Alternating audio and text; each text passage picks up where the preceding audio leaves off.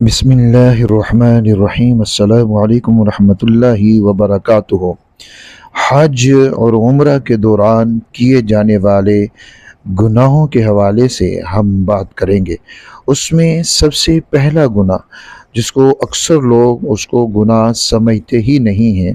وہ ہے کہ حج اور عمرہ کے دوران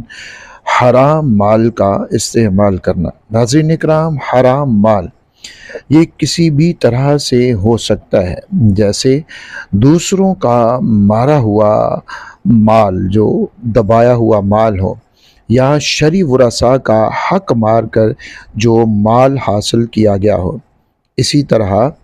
کسی سے رشوت لی ہو، یا پھر سود کا پیسہ ہو، یا پھر چوری کا یا ڈاکے کا،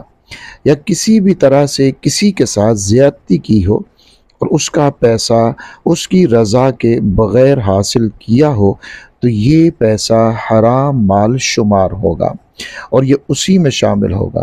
واضح رہے کہ حرام مال سے حج کرنے کا یا حرام مال سے عمرہ کرنے کا اسلام میں کوئی تصور نہیں ہے۔ حرام مال تو فوری طور پر انہیں ہی واپس کرنا ضروری ہے جن کا اس مال کے اوپر حق ہے، ورنہ جہاں سے حرام مال آتا ہے وہاں واپس کرے۔ اگر واپس کرنا بیکار ہو اور نہیں کر سکتے ہوں تو پھر اس حرام مال سے اپنی جان چھڑانے کے لیے اسے فوری طور کے اوپر صدقہ کرنا لازم ہے، لیکن اس کو صدقہ کرتے ہوئے نیت صدقہ کی نہیں کی جائے گی، کیونکہ صدقہ کے لیے بھی مال کا حلال ہونا یہ ضروری ہوتا ہے۔ تو آپ نے وہاں پر نیت نہیں کرنی، بغیر نیت کے اس کو صدقہ کرنا یہ ضروری ہے۔ اور حرام مال لینا، حرام مال رکھنا، حرام مال استعمال کرنا یا حرام مال کو کسی عبادت میں استعمال کرنا، یہ سب حرام ہے۔ قرآن مجید فرقان حمید کے اندر سورۃ النساء میں اللہ رب العزت اس کا ذکر فرماتے ہیں کہ جو لوگ یتیموں کا مال ظلماً کھاتے ہیں وہ اپنے پیٹ میں انگارے بھر رہے ہیں اور وہ عن قریب جلتی آگ میں داخل ہوں گے۔ اسی طرح مسلم شریف کے اندر روایت ہے حضرت ابو ہریرہ رضی اللہ تعالی عنہ کی، وہ فرماتے ہیں کہ رسول اللہ صلی اللہ علیہ وآلہ وسلم نے فرمایا، اللہ تعالیٰ پاک ہے، وہ صرف پاک مال ہی قبول کرتا ہے، اور اللہ نے مومنوں کو وہی حکم دیا ہے جو اس نے اپنے پیغمبروں کو دیا ہے کہ اے رسولو، کھاؤ اچھی چیزیں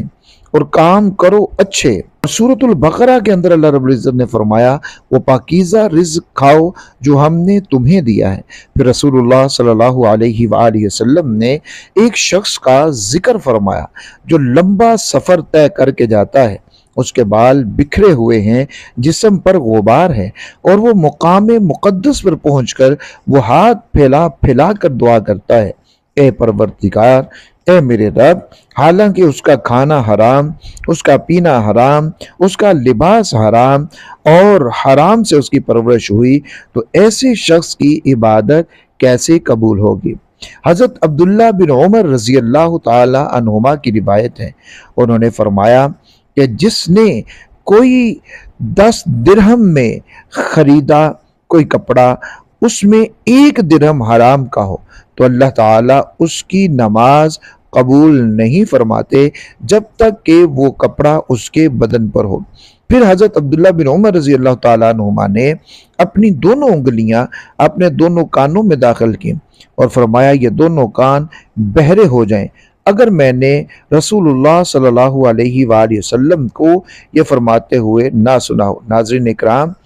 علماء نے فرمایا کہ اس کا مطلب یہ ہے کہ اس کی فرض نماز،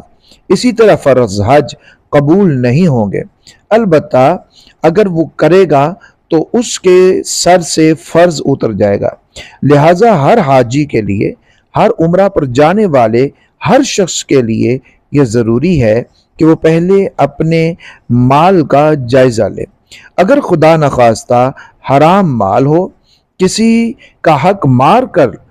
مال حاصل کیا گیا ہو، تو وہ اسے واپس کرے، حلال کمائی جمع کرے، پھر اس حلال کمائی سے وہ حج کرے، اس حلال کمائی سے وہ عمرہ کرے۔ اسی طرح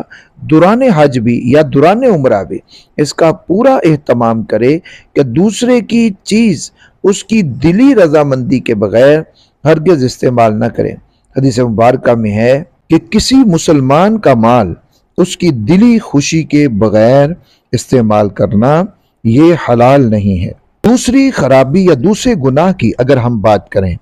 تو وہ یہ ہے کہ نیت کا گناہ، دکھاوا اور شہرت وغیرہ کی نیت سے حج کرنا یا عمرہ کرنا یا کوئی بھی نیک عمل کرنا۔ حج میں اور عمرہ میں یا کسی بھی نیک عمل میں نیت صرف اور صرف اللہ رب العزت کی رضا کی ہونی چاہیے۔ کسی کو دکھانے کی یا شہرت اور مشہوری کی نیت ہو تو عبادت بیکار بے ثواب ہو جاتی ہے۔ اس لیے قدم قدم پر ریاکاری اور دکھلاوے سے بچنے کی ضرورت ہے، بالخصوص جب عبادت شروع کی جا رہی ہو۔ اس وقت تو نیت خالص اللہ رب العزت کی رضا کے لیے ہونی چاہیے۔ جیسا مشکات شریف کی حدیث ہے، نبی کریم صلی اللہ علیہ وآلہ وسلم نے فرمایا کہ جس نے نماز دکھاوے کے لیے پڑھی اس نے شرک والا کام کیا، اور جس نے روزہ دکھانے کے لیے رکھا اس نے شرک والا کام کیا، اور جس نے دکھاوے کے لیے صدقہ دیا اس نے شرک والا کام کیا۔ حضرت عبداللہ بن عباس رضی اللہ تعالی عنہما فرماتے ہیں کہ 9ویں تاریخ کو جب رسول اللہ صلی اللہ علیہ وآلہ وسلم عرفات جانے کے لیے منا سے نکلے اور سواری آپ کو لے کر اٹھی تو آپ کی اونٹنی پر ایک سادہ سا کمبل پڑا ہوا تھا جس کی قیمت صرف 4 درہم تھی، اور آپ کی زبان مبارک پر یہ دعا تھی کہ اے اللہ اسے ایسا حج بنا دیجئے جس میں نہ دکھاوا ہو اور نہ ہی شہرت ہو۔ اور نبی کریم صلی اللہ علیہ وآلہ وسلم کی ذات جو